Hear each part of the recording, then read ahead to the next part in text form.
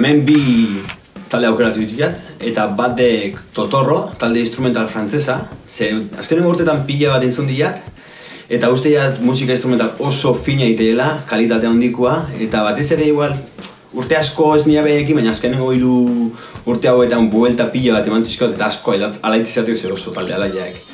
Eta beste bat borrokan. Niretzako borrokan de Euskal Herriko ogi santua, ez dakit, nola esan. Borrokan ezautu nunetikan oso barruan dakaten talde bada, oso kutsuna, eta asko divertitzen ez behekin, eta bai beti oki izan dut. Ikusi ni kolekzionista ez, baina erosteko salia naizela, eta usten kostauko ez ditela, eta The Wipers talde Amerikarran lehenengo diskoa, Is This Real? Hori, bezakit, pentsatzen jarri naiz eta bezakit 1000 buelta eman disko horrei, eta guain iruditzen, guain nikan ere askotan entzutetela, eta jartzeten bakoitzean, hasieratik bukara entzuteten diskoa da. Eta horrek esan edu, zerbait badakala. Ez tezula ino eskentzen, orduan, Is This Real, The Wipers. Heart, Wind and Fireen September jokeratuko bat, ze oso alaia da, eta iraia hori, gure Zauztarran udara dala esatu dugu, hondartzak utzak eta, lasei da zegote gana, egualdi oso onakin, eta hoxe, kanta oso ona da, niretzako oso alaia, eta beste kanta bat aukeratuko eta Fugazin Epic Problem, eta neik indar puntu bat berdetenian kanta hor eta errekurritzetarako. Nire hitza ez dezala aiziak eraman, dekela Mikel Laboan bedenkatua. Iruditzaitek letra hori, bedenkatua, santifikatua, hori dana, hasieratik bukara eraino. Baina, euskal rap bat izazitzek, lehenengo rap batak aizatia, eta da, pum, eskolakala, zoragarria. Ni musikari bezala, nahipatu nahet sofa taldeko taldekidea den Jon B, zeberekin urtian ikoa jotzen eta pila bat ikasiet.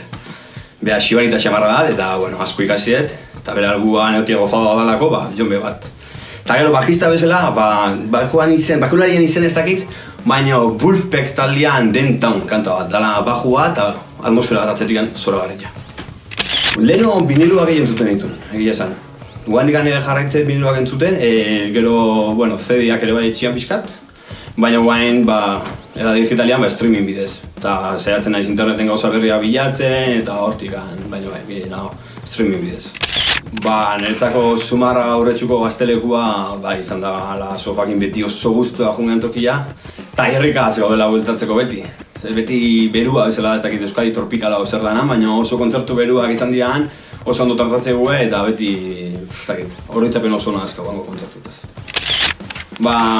Urte asko militantzian eta han deskubritu nolako ere bai musika esperimentala eta gauza arraro asko, nire buruak intzula hori ez, Ketaiko Gaztetxea. Ketaiko Gaztetxean ordu asko pasaitut, eta gela txiki horrek, berua dan horrek, niretzako toki bat, hoxe, Ketaiko Gaztetxea. Hemen 3 izango ditut. Eta izuk oso arrazoi ezberdinagatik. Bat gumetan, loin ez tezun gau horietako bat, kontzertuak, nego horreaken azkeneko kontzertua. Junintzalan eramakin da nahiakin, 12 urtekin, eta izan zen niretzako, gauza zoragarri bat, hori ikusi alizatia.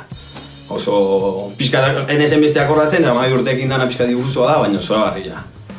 Beste bat zarautzen Jonathan Richman, ikusi nula, eta izan zela humoria eta beste puntu bat, hori ditzapen zoragarria etela.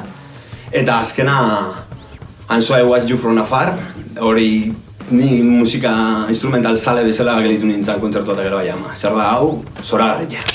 Kostatu zait ganaia edika bideo izan dut, eta Offspringen Americana, kaseta. Egia da guri familitikan eta disko asko paretu izkiguela, beti izan gara oso musikazaleak, eta orduan hemengo musika gehionekan, baina horrela, portada ikusi eta hori erosi genuen eta Offspring Americana.